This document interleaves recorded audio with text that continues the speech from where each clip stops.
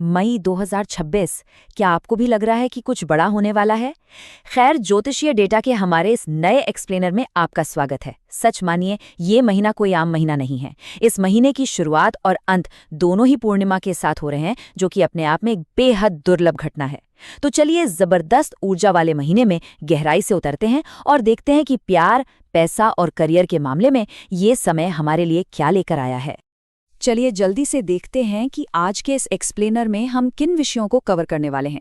पहले हम मई के इस खास ब्रह्मांडीय सेटअप को समझेंगे और फिर चारों तत्वों अग्नि, पृथ्वी, वायु और जल के आधार पर 12 राशियों का हाल जानेंगे।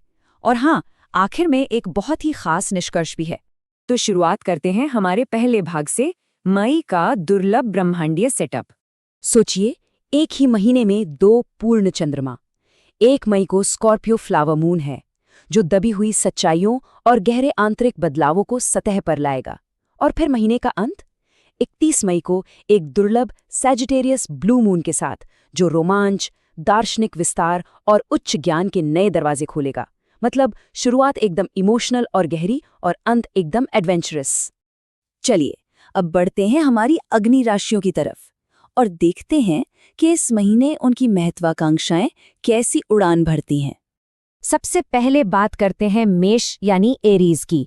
11 मई को जैसे ही मंगल मेष में प्रवेश करेगा ना, तो लीडरशिप और एक गजब का आत्मविश्वास सामने आएगा।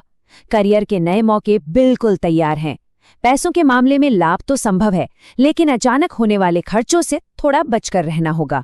और रोमांस के मोर्चे पर पैशन तो फुल है, बस बातचीत एकदम क्लियर रखिएगा ताकि आवेग में आकर कोई बेवजह की गलतफहमी ना हो।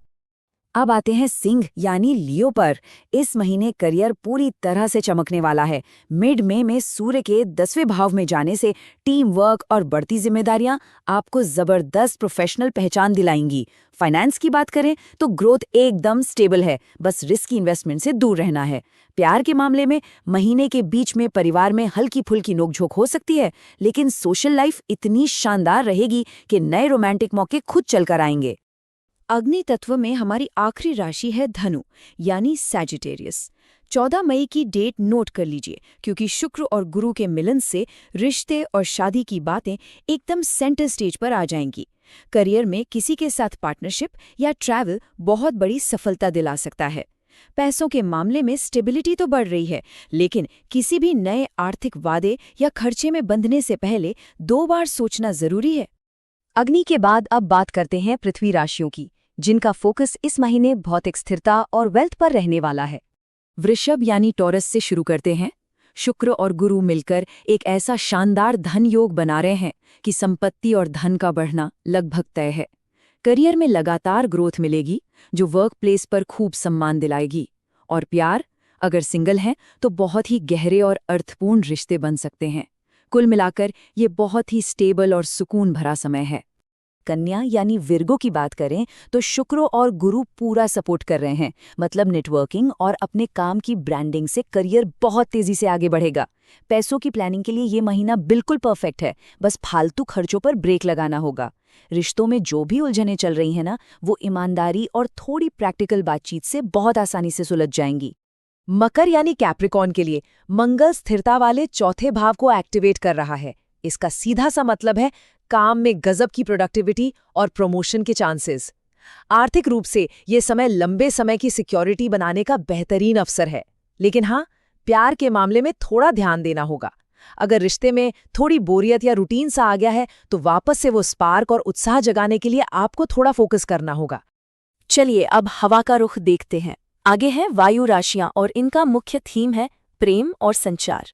मिथुन यानी जेमिनी के लिए एक बहुत ही पावरफुल बुधादित्य योग बन रहा है। क्रिएटिविटी और बातचीत का तरीका आपको करियर में गजब का फायदा दिलाएगा। और पैसों के मामले में तो मानो डबल बूस्ट मिलने वाला है, क्योंकि कर्क राशि में गुरु बैठे हैं।